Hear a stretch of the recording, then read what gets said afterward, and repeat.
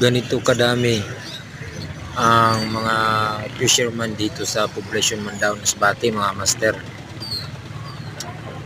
Nasa ano pa lang yan, nasa 1/4 pa lang yan yung mga fisherman na ginagamit ng mga bangka na ginagamit ng mga mangingisda dito sa Mandaue. 1/4 pa lang, wala pa nangalahati yan.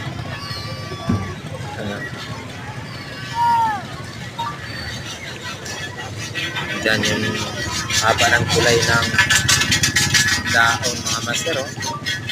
Dinudugtungan niya ng 100 meters. Lalagyan to dito ng barko. Mas maganda na to. Improvement na ang mga established ng Mandaue kapag may barko na dito, mga master.